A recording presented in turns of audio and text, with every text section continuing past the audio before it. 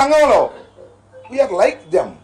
But కానీ నువ్వు చేస్తున్నది ఏమిటయ్యా నాకు అర్థం కాలేదు. నిన్ను నమ్ముకున్న వాళ్ళు మేము నమ్ముకోవాలా, ఎందుకంటే నీ నీ సంగతి మాకు తెలుసు కాబట్టి. నిన్ను నమ్ముకున్న అమాయకమైన జనం ఉన్నారే, నిన్ను నమ్ముకున్న కులస్తులు ఉన్నారే, వాళ్ళేదో నువ్వు ముఖ్యమంత్రి అవుతావు అనుకున్నారే. ముఖ్యమంత్రి కాకపోతే కాపోయావు, అసలు ముఖ్యమంత్రికి పనికిరారు అనేటువంటి పద్ధతుల్లో నువ్వు మాట్లాడుతున్నావంటే నేను అనేక సందర్భాల్లో చెప్పా. ఒక రాజకీయ నాయకుడిగా, ఒక కాపు కులానికి చెందిన వ్యక్తిగా నేను అనేక సందర్భాల్లో చెప్పా, పవన్ కళ్యాణ్ గారు రాజకీయాలకు పనికిరాని వ్యక్తి. పవన్ కళ్యాణ్ గారికి రాజకీయాలు తెలియవు. పవన్ కళ్యాణ్ గారిని నమ్ముకుంటే కుక్క తోక పట్టుకొని గోదావరి ఈదినట్టే. సోదరులారా నమ్మకండి అని అనేక సార్లు చెప్పాను నేను. అయినా సరే మా పవన్ కళ్యాణ్ సీఎం కావాలన్నారు. ఇవాళ అరవని నన్ను అడుగుతా ఉన్నా. పవన్ కళ్యాణ్ సీఎం కావాలని కోరుకునే వాళ్ళు ఇవాళ పవన్ కళ్యాణ్ సీఎంగా చూడలేకపోతే, కనీసం వినలేకపోతే చంద్రబాబు సీఎం అని అంటారా అని అడుగుతా ఉన్నా. చంద్రబాబు సీఎం అని అనండి. వాళ్ళ ఇలాంటి పరిస్థితి ఎందుకు దిగజారిపోయిందో మీ రాజకీయ పక్షం ఆలోచించమని మనం చేస్తున్నా. దుర్మార్గమైనటువంటి రాజకీయాలు. అదేమంటే ఏయో చెప్తున్నాడు. ఏమంటాడు? ఏ జగన్ అరుపు. ఏం జగన్ అండవు. ఏ జగన్ నాలో మంచితనాన్ని చూశావు, నాలో శాంతిని చూశావు, ఇక చూస్తావు. ఏం చూస్తావా? ఎన్నిసార్లు చెప్పావు డైలాగు? ఇప్పటికి నీ పార్టీ పెట్టిన తర్వాత ఎన్నిసార్లు చెప్పావు నువ్వు? మళ్ళీ చెబుతున్నావు. బెదిరిస్తావు. ఎవరిని బెదిరిస్తావా? నాకు అర్థం కాలేదు. పవన్ కళ్యాణ్ గారు ఎవరిని బెదిరిస్తావు నువ్వు? దమ్ముంటి చంద్రబాబుని బెదిరించు, 4 సీట్లు తెచ్చుకో. ఎవరిని బెదిరిస్తావు? జగన్మోహన్ రెడ్డిని బెదిరిస్తావా? ఏమిటయ్యా నాకు అర్థం కాలేదు. ఒక్కసారి నీ వెంట ఉన్న జన సైనికుల్ని రహస్యంగా పిలిచి అడుగు.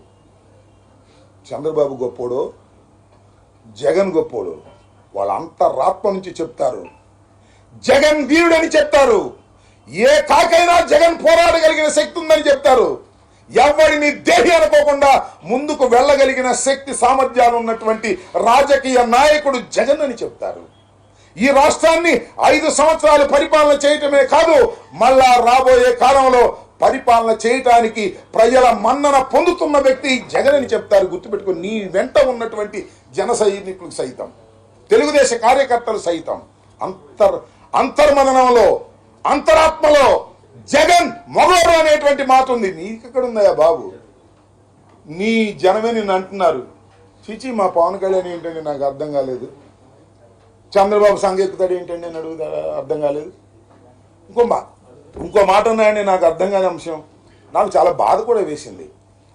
ఎందుకంటే 4 దశాబ్దాల రాజకీయ చరిత్ర ఉన్నటువంటి ఉద్దండు చంద్రబాబు నాయుడు గారిని 52 రోజులు జైల్లో పెడితే నాకు బాధేసింది అని ఒక విధంగా విలపించాడు పవన్ కళ్యాణ్ గారు. ఏమండి పవన్ కళ్యాణ్ గారు, చంద్రబాబు నాయుడు గారిని 52 రోజులు జైల్లో పెడితే అంత బాధేసిందే? చంద్రబాబు నాయుడు గారు స్కిల్ స్కామ్లో దొరికిపోతే 52 రోజులు పెడితే బాధేసిందే? 4 దశాబ్దాల చరిత్ర కలిగినటువంటి ఉద్దండు అన్నావే. నేను ఒక మాట అడుగుతానయ్యా పవన్ కళ్యాణ్ గారు, చెప్పండి. ఎంతో రాజకీయ భవిష్యత్తు ఉన్నటువంటి వ్యక్తి వంగవీటి మోహన్ రంగారావు గారిని నడి బజారులో నరికినప్పుడు నీకు బాధ కలగలేదా అని అడుగుతా ఉన్నా. అంతేకాదు, నీతికి నిజాయితీకి పేరు పొందినటువంటి వ్యక్తి, ఎవరికి అమ్ముడుపోయినటువంటి వ్యక్తి, కాపు ఉద్యమం కోసం కృషి చేసినటువంటి వ్యక్తి ముద్రగడ పద్మనాభాన్ని కొట్టినప్పుడు, ముద్రగడ పద్మనాభం గారి భార్య పిల్లల్ని వేధించినప్పుడు కలగని బాధ చంద్రబాబు నాయుడు దొంగ దొరికితే 52 రోజులు జైల్లో పెడితే బాధ కలిగిందా? ఏం వ్యక్తిత్వమయ్యా నీది? దేనికి ఆశపడుతున్నావయ్యా నువ్వు? వాస్తవాలు మాట్లాడలేవా నేను అడుగుతా ఉన్నా. తెచ్చిపెట్టుకున్న ఆవేశం, తెచ్చిపెట్టుకున్నటువంటి కోపం, అరుపులు ఏమిటి రాజకీయాలు నాకు అర్థం కానటువంటి పరిస్థితి. జగన్మోహన్ రెడ్డి గారి మీద విరుచుకుపడేటటువంటి మాటలు. తొక్కేస్తాడంట, ఆధపాతాళానికి తొక్కేస్తాడంట. నిన్ను పుట్టించిన వాడు రావాలి అధపాతాళానికి జగన్మోహన్ రెడ్డి గారిని తొక్కడానికని మనవి చేస్తున్నా. జగన్మోహన్ రెడ్డి గారిని అధపాతాళానికి తొక్కగలిగినటువంటి శక్తి నీకుందా? ఒకసారి ఆలోచించుకో. నీ అంతరాత్మను అడుగు. ఒంటరిగా గుండె మీద చేసుకుని ఆలోచన చేయమని మనవి చేస్తున్నా. జగన్మోహన్ రెడ్డి గారి గురించి మాట్లాడే నైతిక హక్కు లేనటువంటి వ్యక్తివి నువ్వు. తండ్రి మరణిస్తే రాజకీయాల్లోకి వచ్చి భయపడుకోకుండా ముందుకు వెళ్ళినటువంటి వీరుడు జగన్మోహన్ రెడ్డి. ఏది అనుకున్నాడో దానికోసం ప్రయత్నం చేసే వ్యక్తి, రాజీ పడని వ్యక్తి జగన్మోహన్ రెడ్డి గారు. అలాంటి జగన్మోహన్ రెడ్డి గారిని పట్టుకొని ఇంకో మాట అన్నాడు, నేను నీకు తొక్కకపోతే నా పేరు పవన్ కళ్యాణ్ కాదని. నీ పేరు అసలు పవన్ కళ్యాణే కాదు, రాసుకో. వాళ్ళు చెప్తున్నా, ఈ మాట మీద నిలబడు.